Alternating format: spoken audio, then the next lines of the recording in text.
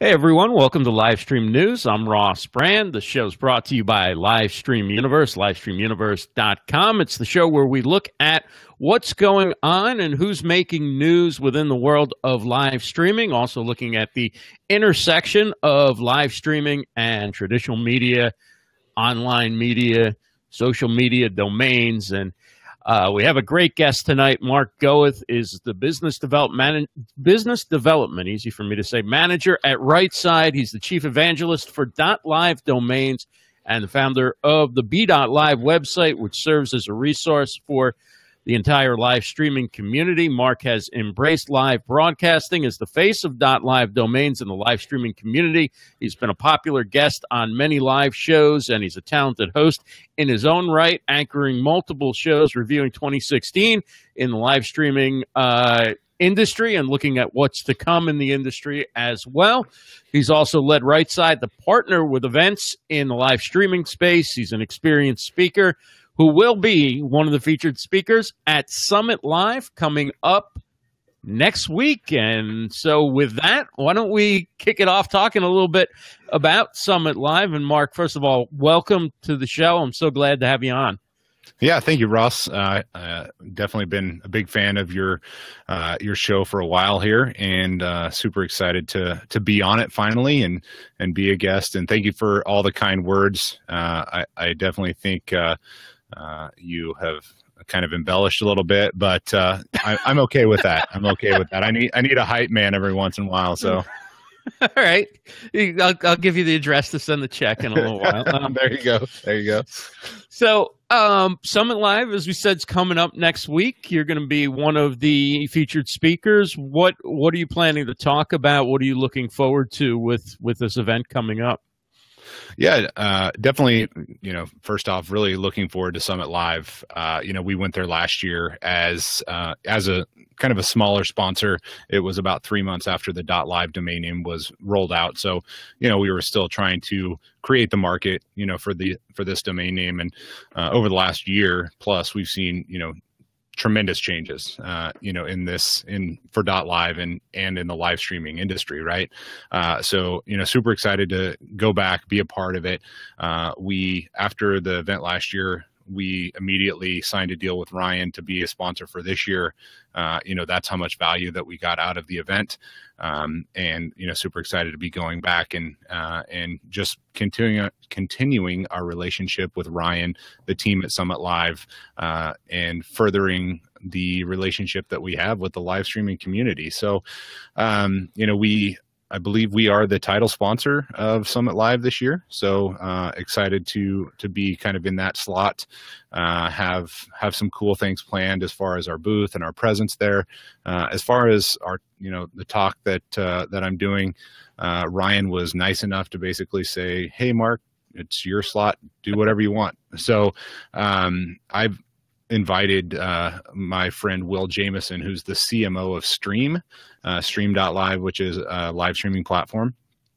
They have both a kind of general consumer, a general user version, and an enterprise level. The enterprise level gives you the ability to do brand tagging and create multiple kind of live streaming personas, or allow multiple people to live stream for your brand and embed it in your site. So excited to talk with Will about Stream.live, their rebrand, what it's done for them, what .live is doing in this community, and basically everything that we've seen over the last year in live streaming and how .live has taken off as a result.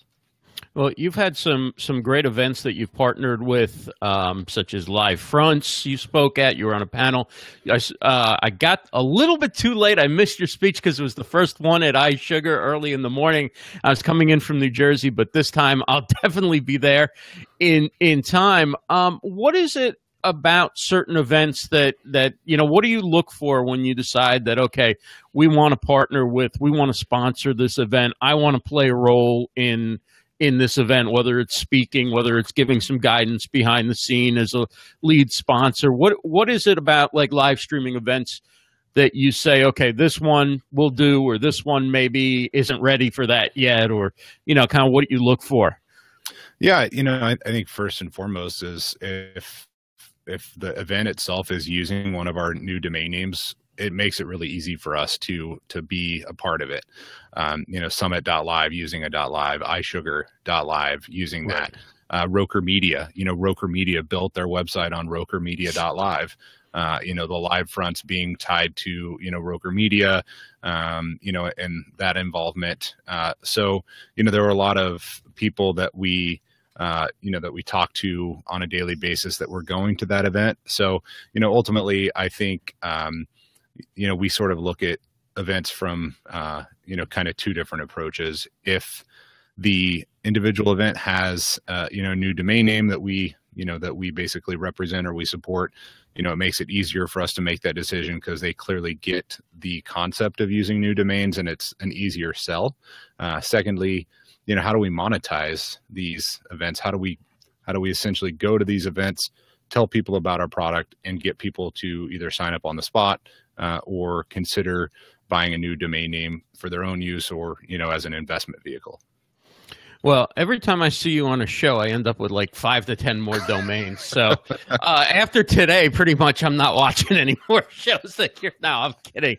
So no, you are definitely like an awesome salesperson, and you've convinced me, and I branded my domain rossbrand.live for all my live shows. I have other .live and other domains that you guys have, and I haven't necessarily put them into play yet, but I plan on doing so.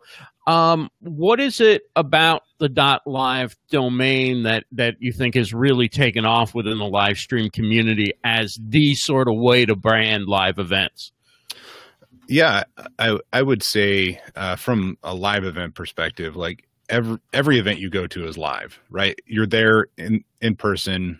Whether it's, a legal event, whether it's, actually we were talking about going to like a cannabis event, so there's all types of events, but they're all live. Like they have some semblance, they have that aspect of live to it. It's sort of a no-brainer for us to do events and go to events because there is that live aspect of everything that's happening. There's a lot of events that are getting into live streaming the panels or live streaming some of the sessions. So if you can't necessarily be there in person to attend, you have the ability to, participate as, a live participant. So, we think it makes sense, from that perspective to kind of to take part in live events and why live events should, really look at .live domain names as the way to brand their event. What type of events do you have coming up? Obviously, Summit Live is the big one. Any other events that you have on your calendar so far? So Summit Live LA, then Summit Live UK at the end of March. So I will be attending and speaking at both locations. Nice. So definitely check out what Victoria is doing at Summit Live UK. She's got some amazing things happening over there. Possibly Social Media Marketing World, still TBD on that. Might be doing NAB as well. But I will actually be going to an event called Lawyer-nomics, which is an event that Avo, a company here in Seattle, puts on that essentially allows lawyers to generate leads for themselves. So Nick Mattingly from Switcher Studio and myself will be going out to the event and doing the live streaming for them using lawyer-nomics.live as the call to action, to broadcast that. So any lawyers that couldn't necessarily attend in person, they'll be able to kind of tune in and see the product releases that they're wanting us to live stream. Right. Now, still a lot of people think of domains. They think, okay, first I'm going to get a .com, right? And .live is now catching on, and some of the other new domains that you have. When I go to Twitter, I can just type in like rossbrand.live and it comes up as a link. But here on Facebook, I still have to put in the HTTP:// When is Facebook going to get on board with the new domain? domains. Well, I think that's interesting that they do that. I'm sure they're on board with it. I'm sure they're just making it as difficult as possible for you to link to an external site. After all, Facebook wants to keep everyone on their platform, forever. If it was up to Facebook, everything would live there. So, I think there are some people that are slow to adopt because they're doing it for their own benefit, right, to try to keep people, at their location. But just about every platform, every email, provider, they all support, new domain names. And I guess I'll say that with one caveat: new domain names that have been out for a little while. If there's a new domain name that was just recently released, it may take a little while for them to update their systems to recognize that as a domain. But .live's been out for over a year. Most of our domain names have been out for quite a long period of time because we haven't released any new ones since .games several months ago. Yeah, I mean, that's what makes total sense. Facebook doesn't want you going anywhere, and that's right. Why sometimes even when I have a link, I'll just say I'll post a link in the comments, because I feel like you'll get more visibility for your post if the link is in the comments versus if you're sending somebody. The whole purpose is to send somebody somewhere else. They're not gonna give that as probably as much weight in people's news feeds. Yeah, exactly. And there was one other platform that actually came out and said, we will not allow you to put third-party URLs in your description. I want to say it was like Instagram or Snapchat or something like that. Like they actually prohibited you from doing that. Sort of like what Facebook was doing if you had your Snapchat code as your photo, like they were making you take that down. So it's unfortunate that they do that. I mean, I get it from a business perspective. The more time that you spend on their platform, the more money they make and the more ads that they can serve you, but from, an individual consumer perspective, I think it's, the consumer is kind of getting the raw end of the deal there. So when you look at like individual live streamers in the community, since you're very active in the community, you've been on a lot of shows, you attend a lot of shows. Can you give us some examples of people who you think have really done a great job branding their shows or their broadcasts or their content or their businesses with .live? Yeah. There's one of them here in the audience, Rachel Moore, really .social started off with. She has Rachel.live and businessunusual.live. Obviously, Ross Brand, rossbrand.live. We've got Joel Com, who uses joel.live as his primary URL for his show that's now being hosted on Be Live TV, I believe. Right. So he's now kind of a spokesperson for them. I'll edit Alex.live, even Chris Strubb is using Chris.live. So, all of those people come to mind. I'm sure there's a million more that I'm just not remembering or, forgetting about. So I apologize if I didn't name your name. It's not a diss at you. It's just my brain is not functioning very well at 4:30 on a Thursday afternoon. So no, that makes perfect sense. So when you look at the way businesses and people brand themselves with .live, what are some of the other domains that you guys have that have been pretty popular and picking up? You mentioned Rachel uses .social. I think she's one of the first people I think of when I think of the .social with really .social. What are some of the more popular domains beyond .live that you guys have? Yeah, so just to kind of run down the list here, .live is our largest selling domain. It actually just recently overtook every other domain. So we sold more .live domain names than anything else, which is pretty amazing because it's only been out for about 15 months. Next one is .rocks, .news, .ninja, .studio, .consulting, .social, .video. So, that kind of rounds out kind of that top 8. .pub. We have .pub, P-U-B is in there. It's in the top. It's very popular in China.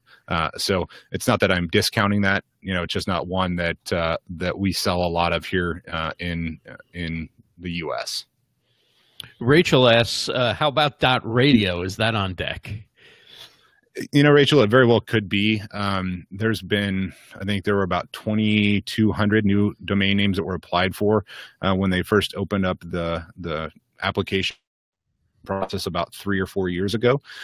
So that one could be still in, they could still be kind of going through the application and auction process on that one. I'm not sure. Thanks for the question. It's easy for me to say, Rachel. Hey, Mia Voss is here. Who else is here? Dan is here. Kathy is here. Nick Rishwain is here. Jen Nelson. Bree is here. Great to see everybody. Kathy had a question that I thought, oh no, she made a comment. She said, I got to figure out how to use my .live domain. I have one. I need to figure it out. I'm not sure that was necessarily a question intended to you, Mark, but it's too good to let it pass. So what are some of the best ways people can make use of their .live domain after they've purchased it? Absolutely. Most people just simply redirect the domain name to their chosen platform that they use for live video, which I think is the easiest way to do this. Think about some of the platforms that have come and gone over the last 2 years. We had Meerkat, we had Blab, just recently Huzzah, has kind of gone by the wayside. So you start to think about just the number of platforms that exist currently. They're not all going to exist forever.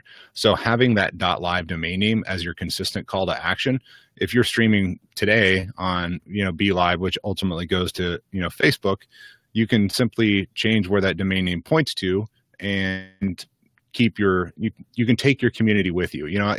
I think about every time Brian Fanzo tells his story about how he built this community on Meerkat and wasn't able to take it with him when, he moved over to Periscope when Meerkat left. He could have done that had, a .live been in existence at that point. So, or he could have done it with any other domain. I'm not trying to say that .live is the only domain you can use, but .live is specific to this industry and what we're all doing here with live video.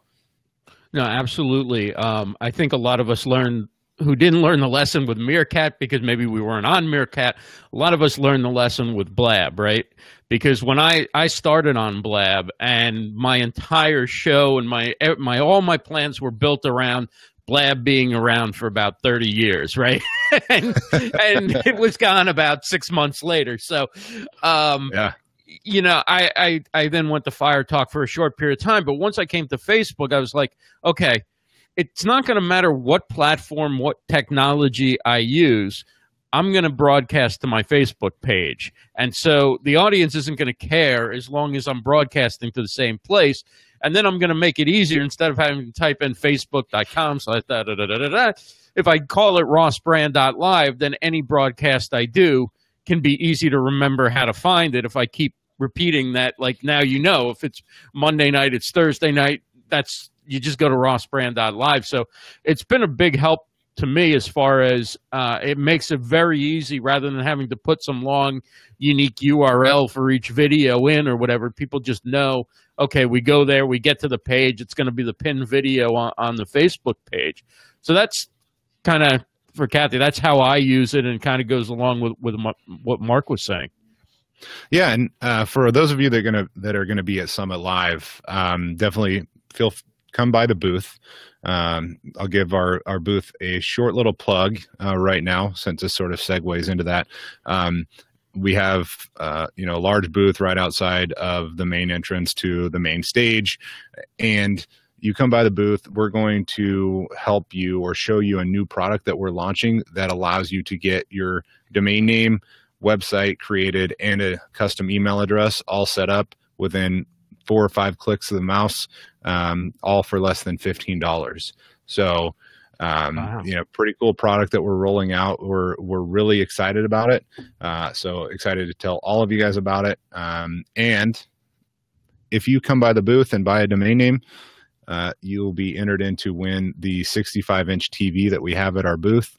We have a 65-inch 4K TV that we're giving away, and you simply buy a domain name and you get entered to win. So I should do a little research, figure out what domain name I didn't buy already that might work for me, and wait till I get there, because 65-inch 4K. Yeah. That's going to be pretty intense. That's what I'm saying. So,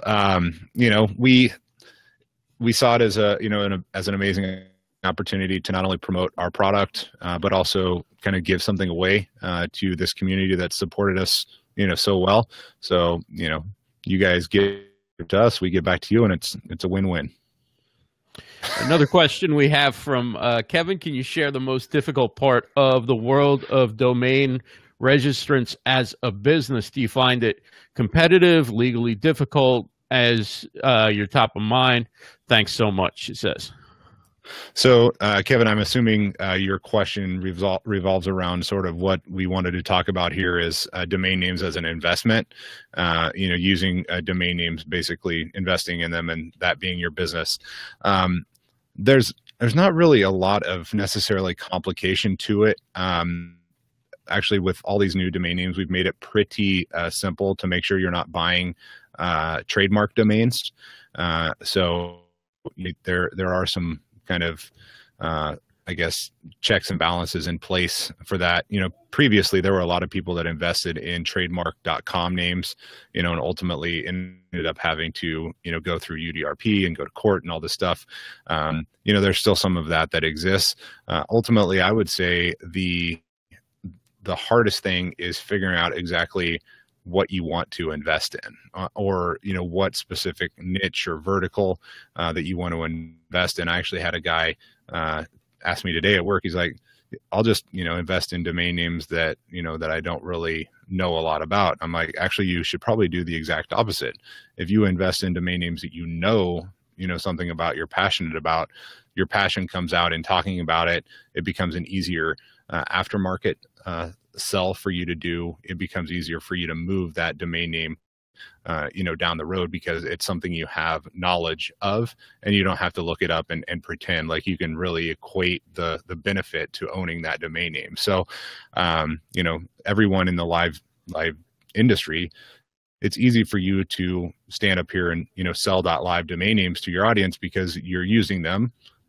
It does something for you. It's beneficial, and we're all sort of experts and early adopters in live video, because it's still such a new technology. So, I would say, those kind of are the hardest parts, is just figuring out exactly what area you want to kind of get started in.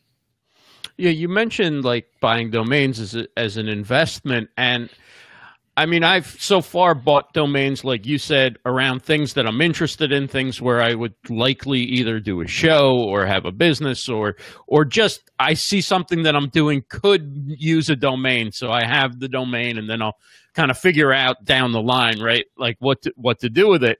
What about people who are just thinking, okay, there are these good domains available, a lot of key terms, keywords are in these domains now that haven't been picked up. What advice do you have for people who want to just, they don't, it's not an interest. It's not something that they're going to build a website or a program or a show or a business around, but they're thinking, okay, I could grab a domain and hold it for a while, and somebody's going to offer me a lot of money for this because it's available. It sounds good. The .com will never be available for that. And someday somebody's going to come for the .live, and I'm going to hold it. Like, what do you recommend to people who are thinking about that as sort of an investment strategy? Yeah, I mean, exactly what you just said. I mean, you touched on some really great points there. It's, it's thinking about, it's basically thinking about the future, right? Like foreshadowing what could possibly happen. I think so many people invest in whatever it is, whatever investment it is, you invest in, the moment currently. You kind of have to be, a good investor. You sort of have to kind of foresee the future a little bit. I guess the best story that I can tell is there is an actual investor, basically he invests in companies for his business. Like, that's what he does, based in New York. And he acquired 2 .live domain names, paid over $200,000 for 2 .live domain names. He basically said, there's no way, given what's happening in live streaming and given what's happened in this vertical, it happens to be the adult vertical, that there's no way that these 2 domain names will ever not be worth at least what I paid for them. Not everyone has, 6 figures of disposable income to go out and drop on, the best properties, but don't necessarily have to have that kind of money. I mean, there are good domain names that exist for, $5,000 or less. So, I would definitely say, kind of think about the industry that you're investing in, and where you see that going. Like I don't see live video going anywhere. I only see it becoming a bigger part of marketing for brands, individuals, whatever, right? Like live video is something that's always been here. Now it's just available for everybody. So, live seems to be a good one. Another one that we have is .lawyer and .attorney. You think about the legal industry, how much money, first and foremost, is in the legal industry, and how many lawyers there are in the United States alone. There are over 1.2 million licensed attorneys in the U.S. alone. That doesn't include other English-speaking countries that use the term lawyer. Mm-hmm. So you think about the landscape that exists there. So you start thinking about like all the money that's in like medical malpractice, law or injury law, and dropping 6 figures on one of those domain names. So that's not even one case, winnings for one of those guys. So, right. Thinking about those things, buying a .lawyer domain name to potentially sell it to a law firm or something down the road when the entire market catches up. So, it's just sort of getting in on the ground floor of something that a lot of people aren't necessarily familiar about, but once they become familiar, I think you're going to see, an exponential kind of growth chart for new domain names being snapped up. Now, Nick Rishwain says if there's no business behind the website, the value can be marginal, so choose wisely. I would agree with a small aspect of that. If you're buying a generic domain name, something like DUI.lawyer, I would argue that domain name is almost, you basically couldn't put a price on it. You think about all of the money that's spent on defending DUIs. I mean, it's sad, right? Like, why can't we all take an Uber instead of, driving home drunk? But there's a lot of money that's spent there. So a domain name like that, there's hundreds of different things that you can do with it to make that domain name profitable, or simply sit on it and wait till the right buyer comes along. So while there are certain things where only a good business that's built behind it makes it valuable, there are domain names that are inherently valuable because they have amazing keywords in them, and they give you a leg up in SEO and, search results. And, people can make some combinations with all these new domains that are quite funny. And while keeping it clean, can you think of something that you've seen that you're like, wow, that was clever, I wouldn't have thought of that, or that was too funny? Actually, I think I actually have it up here. I just saw one that was recently purchased. So Rightside owns .actor. Someone bought tr.actor. Tractor. I mean, like you think about that, like it looks kind of funny, right? But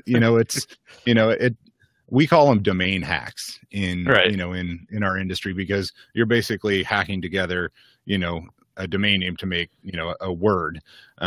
So actually Stream, Will, who's, Will Jameson, who'll be on my panel, they rebranded from STRE.am. So it was Stream with a dot was their, kind of their concept. And while it was kind of catchy and, fun, it had absolutely no SEO value. It got them no love in the search engines. When you did a search for Stream, they were nowhere to be found, because when Google reads that as the keyword STRE, they don't read that as, a full word left to right, because there's a dot in the middle. Now Google reads domain names with new domain extensions. If you have a domain name, let's say DUI.lawyer, they now read that as 2 separate keywords, DUI lawyer. So now they read what's to the right of the dot as a keyword. So that's another thing that's making these new domain extensions so valuable, is now you get keywords on the left and the right of the dot. And with a .com, you don't get that. So live, if you have a .live, live becomes a keyword. Whereas Absolutely. If you had something like the example you gave, I'm just processing it so I understand it, where it reads as a word, but there's a dot in between, then it really reads it as two separate words and can't make sense of it as a word, or it can make sense, like tractor. It won't make sense of that as a word, right? Absolutely. That will not work as that will not work as a website if you're targeting tractors. SEO. Like that's not gonna give you any additional SEO benefit. Now you can make a great website out of it. You can have some amazing content, and you probably still will have some great SEO value. But Google's not going to read that as a keyword and say, "Oh, that tr.actor. They're actually targeting tractors." No, they're not going to do that. At least they're not doing it right now. And there's been domain hacks forever, so I can't imagine them doing that ever. I guess if you already have a large customer base, it could be certainly one way to keep them keep yourself in their minds, right? If you have something like tr.actor or whatever, they're like, oh, I'll never forget them, right? Right. And maybe it was a tractor company that bought it to use it like as a URL shortener or something like that, because those types of things are popular. But the one thing that we're seeing is a lot of companies are using either a .social as a URL shortener or .live as a URL shortener. So Microsoft is actually using msft.social for all of their URL shortening on Twitter. So when you go to Twitter, follow Microsoft, if they're linking to something, they use msft.social instead of like Bitly or anything like that. Like they have their own branded URL shortener. And they'll use that for whatever their link is for their latest piece of content, or? Correct. They're actually linking it to kind of all their products, things like that. So they're obviously it's nice to have them kind of in our backyard, here in Seattle, but it wasn't as anything that we did from it. They actually bought the domain names as like a defensive registration, and then their marketing department decided that they wanted to use it and now are using it solely for all of their URL shortening. So are they doing something like article.msft.live, or they're just using msft.live or .social? Yeah, so they're using msft.social / and then whatever kind of special character that they have for that specific. So it's like a Bitly, but it's a branded sort of Bitly. It just saves them from having to write out Microsoft or some other long. Exactly. Makes sense. Kevin Black says we're seeing simplicity brought back to websites now too. Some are landing pages with only gorgeous opt-in, so that domain is really your lifeline, not the website. Yeah, exactly. I think a lot of people see, hear the word domain name, and then they see $signs. They're like, oh my God, I have to build a website. I don't know anything about building websites. I don't know how to code, nothing. Right. And then they're like, I'm gonna have to hire a web developer. He's going to steal my money and, run off and, whatever. Right. So it's, people kind of see those $signs and immediately freak out. What we're trying to kind of, I guess, communicate is there's so much more you can do with a domain name. A domain name is basically just a way to find you on the web. So you don't have to build a website. You could have it deep link into a website. You think about Ross, do you have a LinkedIn profile? Yes. So do you share linkedin.com /whatever Ross brand /whatever /n/Ross brand? Yeah, I do. So imagine if you could get rossbrand.social and redirect that to your LinkedIn profile and say, oh, you want to find me on LinkedIn? Just go to rossbrand.social. Pretty sure I have that one already. Yeah. So, I'm just makes sense. I know. Equating those real world examples. People are like, well, what do I do with it? Do that. Like if you have a common name, right? Your name is Jan Smith. You go to LinkedIn and try to search for Jan Smith. Good luck. You met her at an exhibition or a conference one time, and you're like, oh, I think I remember she did this. Oh, go to jansmith.social. You remember those things. So they're more memorable. They're more creative. We say there's more personality to the right of the dot with more availability to the left of the dot. Right. So you're looking at, if you don't want to build a complicated website, the options are redirects, landing pages, ways to get to your social media profiles so somebody doesn't have to remember Marc 7893547 Gawith or whatever, which isn't your, but I'm just throwing, right? They can just remember Exactly. Marc.social or Marc.live or whatever it is for what that site is about. And it kind of lets people know right away that you're using social media. A lot of people use that, I think, to redirect to their Twitter. Interestingly, Rachel, who we mentioned earlier, actually built her business on that really.social. She has a full branded website with that. Yeah, exactly. And Rachel just said it there. Really nice if you have mismatched social handles. In a perfect world, you could get, at Marc Gawith across every social media platform that exists. I can't do that, and I don't know of any other Marc Gawiths that are spelled with my exact spelling. So someone out there is either playing a mean trick on me, or, I just haven't found that person that has my exact name. So, from that perspective, you have that, Marc.social or, Rachel.social or MarcGawith.social, and you have, a social media aggregator site that has the links to everything. Now it's really easy to share that one URL. Like I love Ryan Bell. Ryan and I are amazingly good friends. Sometimes my wife thinks that we have a bromance going on, but have you ever seen his signature? I have not. Signature line in his email. So it has every place that he, his LinkedIn, Twitter, Facebook, all of his different links, and he's got a link for every different one. Imagine if he just simply took Ryan.social or RyanABell.social and set up a social media aggregator, or had one page that had links to all of that. And it would cleans up your, your signature so much, makes it look more professional. So, those are just ways that you're able to use these new domain names, to create a more memorable experience when you're telling someone where to find you online. Because after all, no one's going to the phone book to find you anymore, right? Like, the last thing I used a phone book for, I think, was like kindling when I was building a fire on the beach. So, it definitely was not, for finding someone. So, now it's your online home. It's your, it's basically the way for people to find you. And why not brand yourself with a cool, domain name that you'll be able to use for the rest of your life. Yeah. Hillary Silver is here. She says she's got her hillarysilver.live. And Kevin Black mentions, as evangelists of live streaming, what can we all do to improve the space in 2017? Well, that's a great question. I think it's all just continuing to leverage and use the technologies and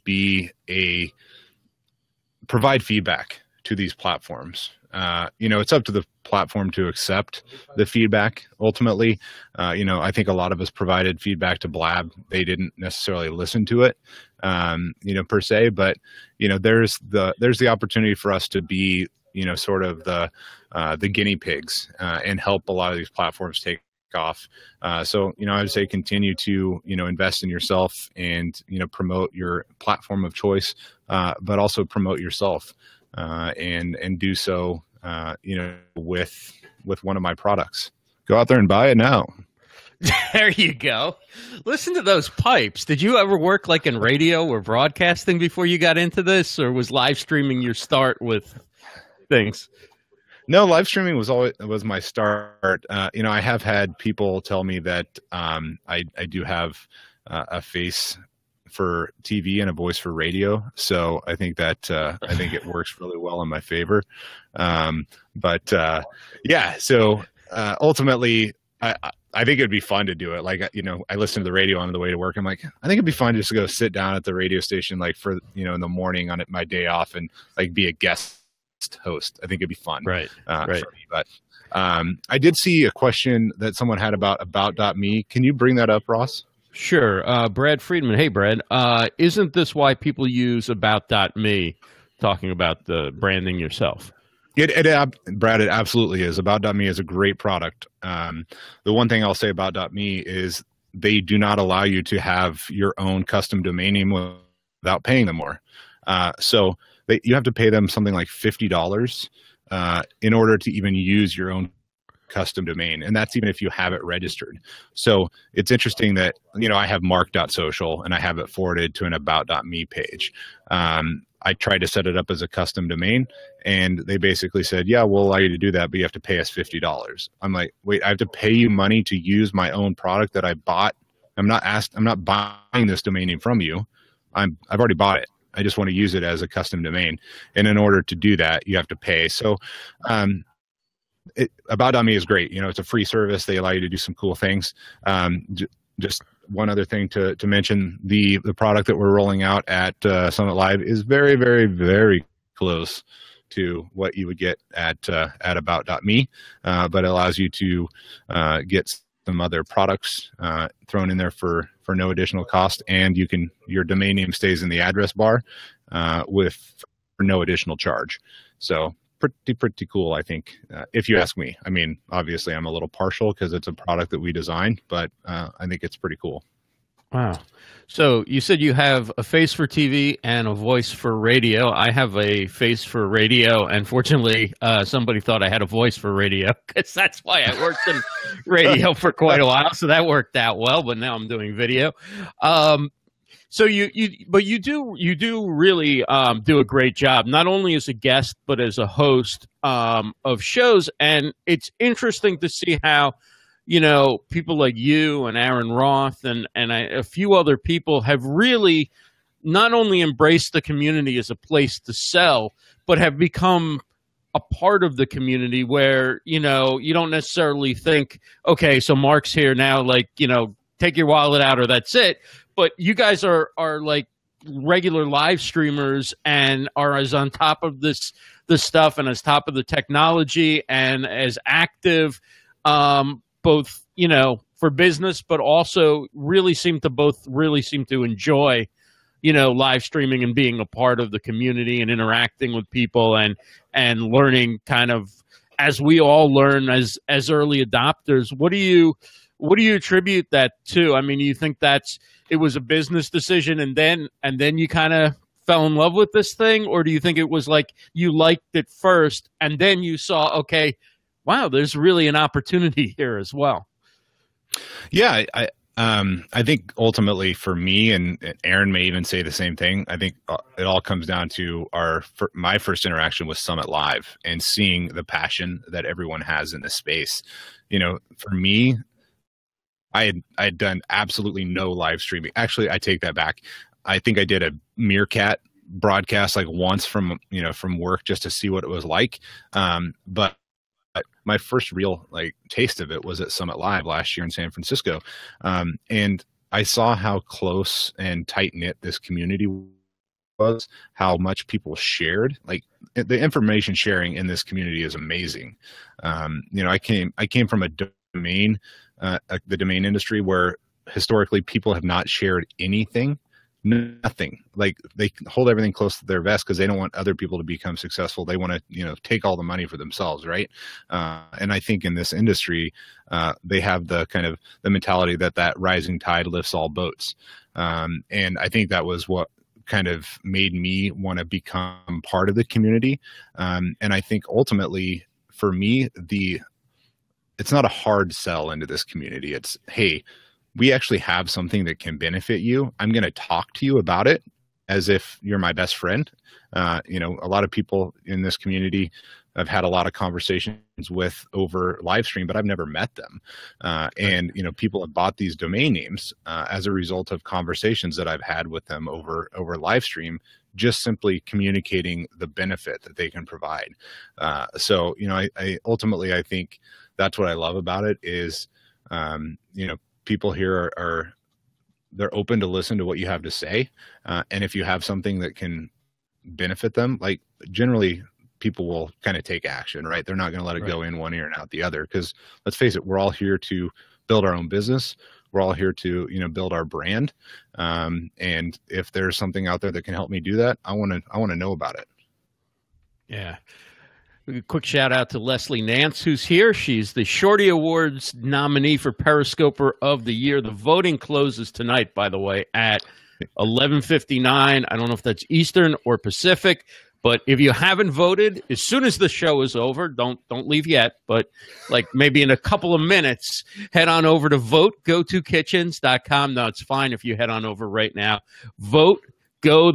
Kitchens.com and vote for Leslie for Periscoper of the Year. We definitely want to see her get to the top 6, come to New York, and who knows, maybe go up on stage and claim that award. So that would be awesome to see. She's been an incredible part of this community. She spoke at the iSugar event that we were talking about earlier, and she will also be a speaker at Summit Live, both solo speaker and on a panel. So just good things happening. It's great. Thanks for throwing that in, Jay Garrett, through in the votegotokitchens.com. What up, Jay?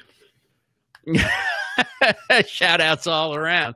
So you had me on back in December on .live, and you had asked me about what I thought's coming up for live streaming and, live video. We kind of looked back as well.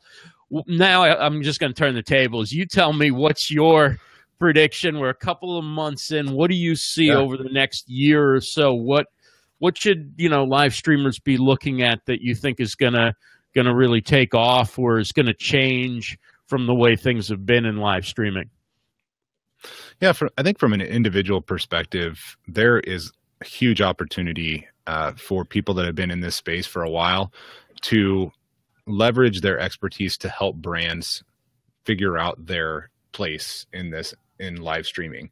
I think there's going to be a lot of brands that get started in it, big, small, medium, you name it, right? It's going to run the gamut, and they're going to be essentially looking at it from this perspective that they've never seen this before.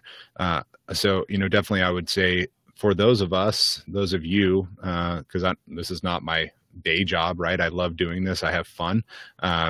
But yeah, you do need a face for TV and a voice for radio, Rachel. Absolutely. But no, I would say keep your eyes peeled for opportunities, because I think there's going to be great opportunities.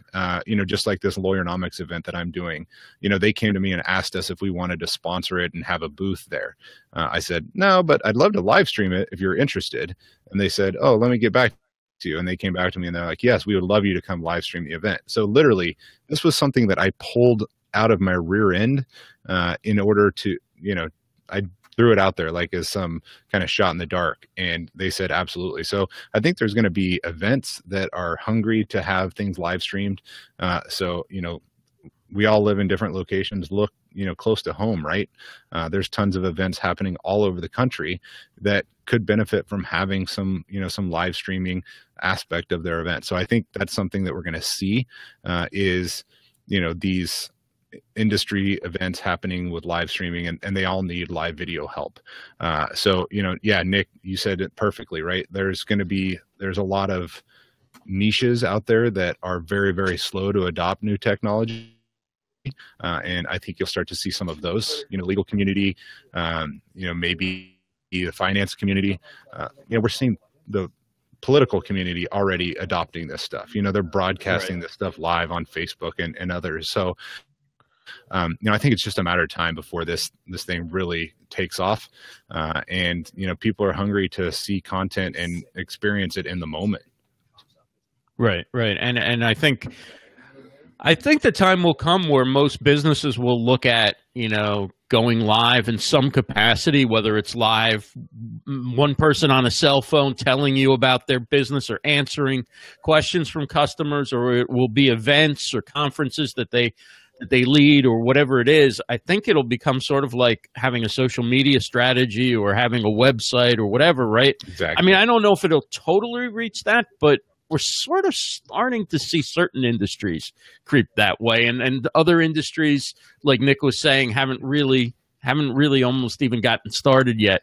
And I think sometimes we forget because we're so early in this, but for us, it's like almost a way of life. But that time, I'm sure will probably come. One thing I was wondering from your perspective and from what you've observed, where do you come down on this sort of debate? Like, live streams should be like highly produced and kind of look like TV and all that, or they should be real and raw and like, you don't try and make it look fancy at all, or somewhere in the middle? Like, where do you come down on that whole thing? What do you like when you're watching just for your own interest? I think if the audio is good and the video is good, that's really all you need. Right. I mean, I think there's benefit to having a produced show. Like if that's what you're doing, Vincenzo, he does a great job, with lightened audio visual. They do a great job on their show, and they're basically, creating everything that they do around this live show. But for me specifically, what I find most appealing about live video is the authenticity and the genuineness, if that's even a word. I swear I use that every time when someone asks me this, but just how genuine people are on live. And it really helps to, at least for me in business, it helps to break down the walls when you're having a conversation with somebody. Like if they can see you as a real person instead of you picking up the phone and having a conversation with them and like, well, who is this person? All of a sudden now I can jump on a live stream and give someone a testimonial and people are like, oh, that's amazing, I want to be part of that.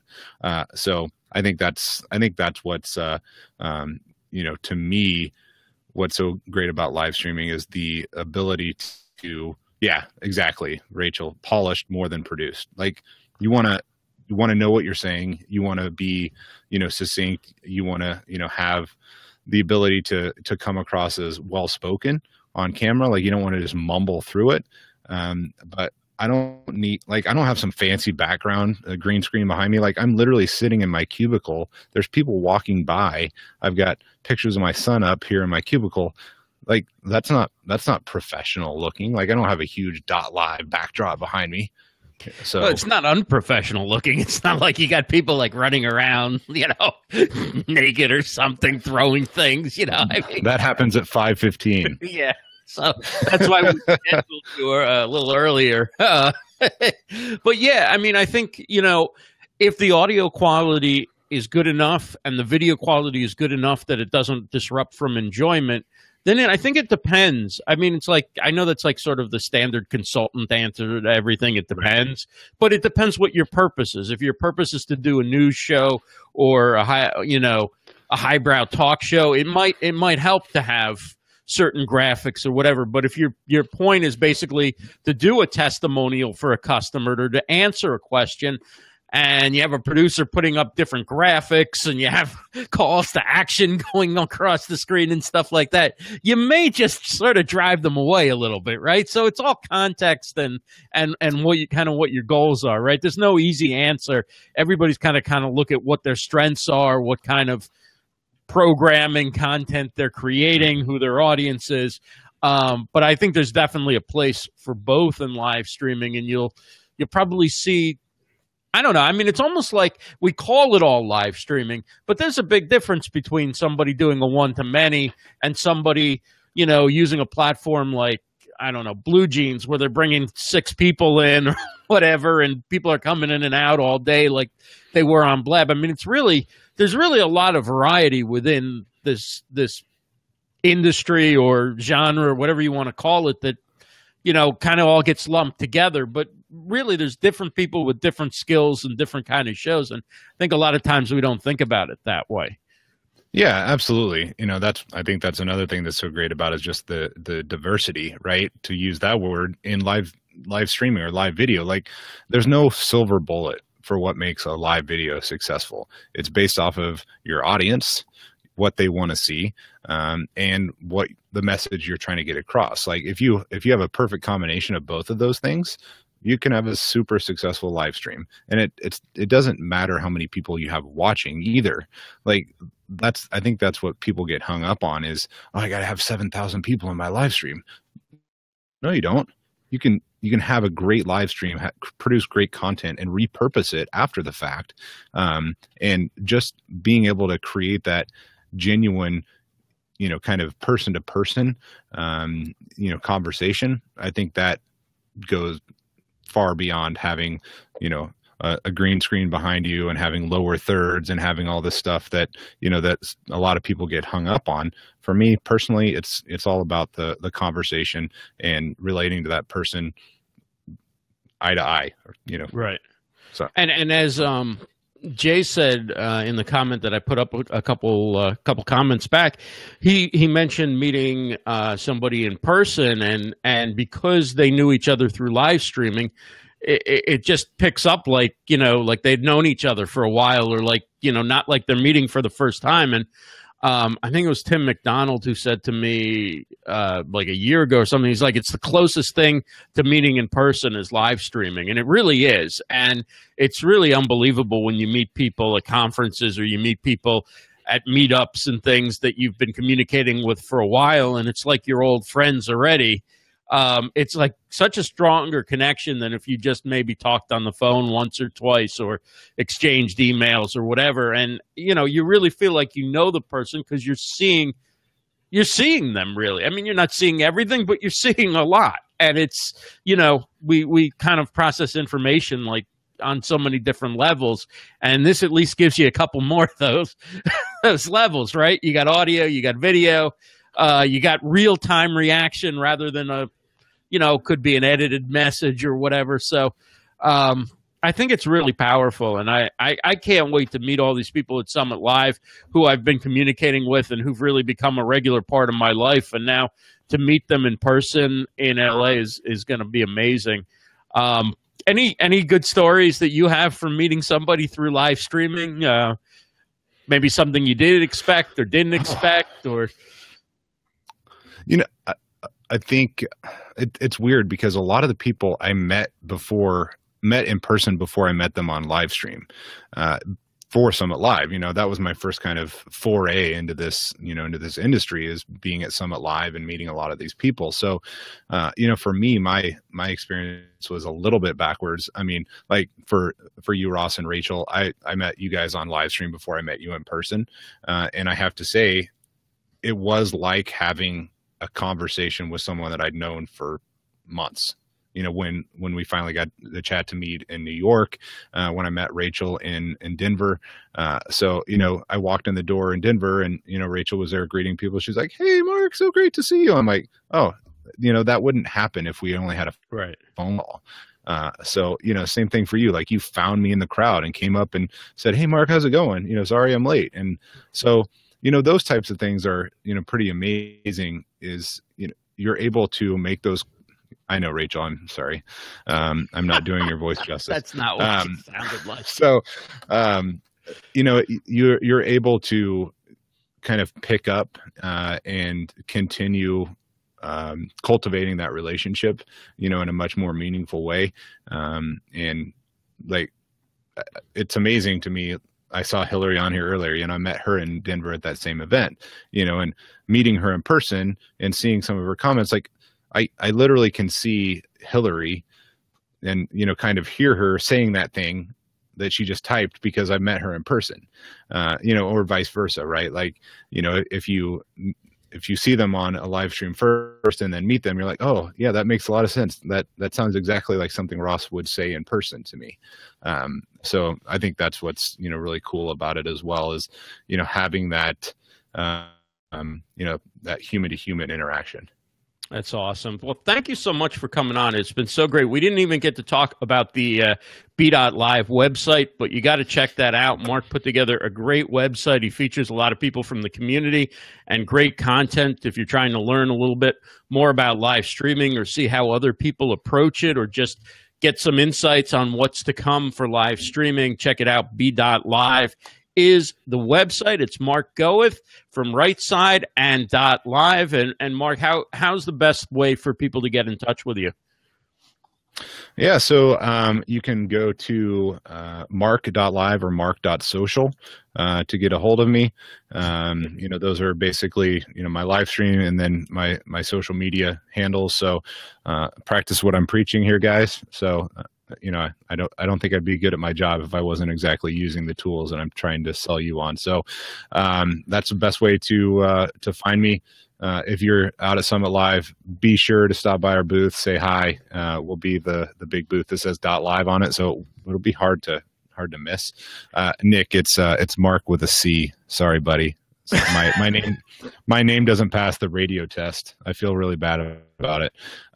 So Mark, marc.live and marc.social are probably the best ways to get in touch with me. All right. And I will definitely stop by. I look forward to chatting with you some more in person, and also stop by because I want to enter into Win That TV. 65 inches and 4K.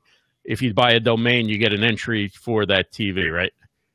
Correct. And actually, we take that a step further. If you come by the booth and let's say you bought Ross.live. I think you already own that one, but Ross.live I think is $100. So if you were to buy Ross.live, you for every $20. No, for every $20 you spend, you get 5 entries. Oh, nice. So for every $20 you spend, you get an entry. So if you bought a $50,000 domain name, I'll let you do the math on how many entries you get. But you'll basically be guaranteed. TV to me. Exactly. I could probably make that happen. Well, thanks again for coming on. Now that the show is just about over, go ahead and head over to GoToKitchens.com. Vote go, the number 2kitchens.com. Vote for Leslie for Periscoper of the Year. Thanks again, Marc Gawith, Rightside.live, B.live, and Summit Live speaker. And we look forward to seeing you at the event. And no live stream stars next week, no updates next week. We'll do some things from Summit Live, but don't send me your shows next week. We're not going to be doing any updates, and we'll be back the following week for Livestream Stars, Monday night, 7 p.m. Eastern. Have a great night, everybody.